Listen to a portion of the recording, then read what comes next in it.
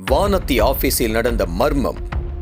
மோடி வருகை, விஐபிகளுக்கு குறி, வலையில் சிக்கிய 5 எம்எல்ஏக்கள், தமிழக பாஜகவுக்கு புதிய தலைவர், கரூரிலிருந்து தஞ்சைக்கு மாறும் தலைமை. பிரதமர் நரேந்திர மோடி விசிட் பல அரசியல் திருப்பங்களை உருவாக்குமா அல்லது வழக்கம் போல பிஜேபியினர் மட்டும் கலந்து கொள்ளும் கலகல கச்சேரி விசிட்டாக சுருங்கி போகுமா என்கிற கேள்வி எழுந்திருக்கிறது.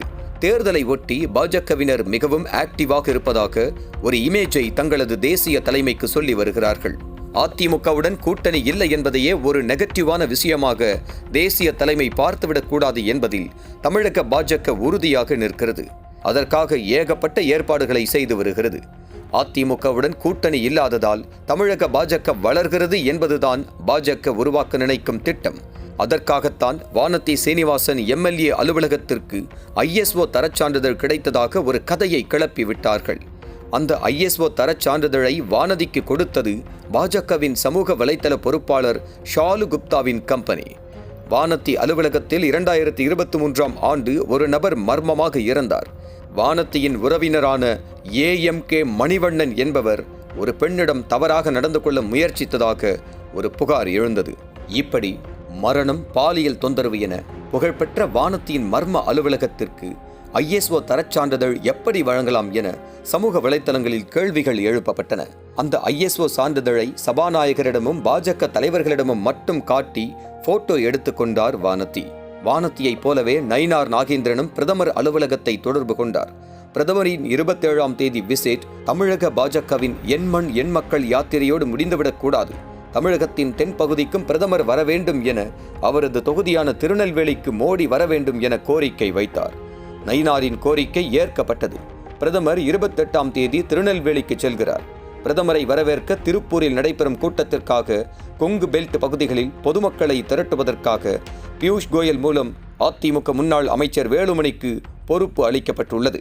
திருநெல்வேலியில் பொதுமக்களை திரட்டும் பொறுப்பு OPS வசம் ஒப்படைக்கப்பட்டுள்ளது.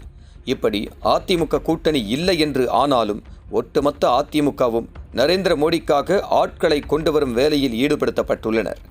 இது மட்டும் போதாதென்று அனைத்து கட்சிகளிலும் இருக்கக்கூடிய பிரபலங்களை பாஜகவில் கொண்டு வந்து சேர்ப்பதற்கென முன்பு கூவத்தூரில் அதிமுக எம்எல்ஏக்களை பிடித்து பணம் மற்ற பல வசதிகள் செய்து கொடுத்தது போல கோடிக்கணக்கில் பணம் பாஜக நிர்வாகிகளுக்கு பாஜகவின் தேசிய தலைமையிலிருந்தே கொடுக்கப்பட்டுள்ளது.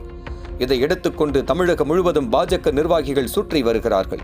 யார் யார் எந்த கட்சியில் முன்னாள் எம்எல்ஏக்கள், மாவட்ட செயலாளர்கள், கட்சி முக்கியஸ்தர்கள் என லிஸ்ட் தயாரிக்கப்பட்டு அந்த முக்கியஸ்தர்களுக்கு ஒரு ரேட் என கோடிக்கணக்கான ரூபாய் பேரம் பேசப்பட்டு வருகிறது.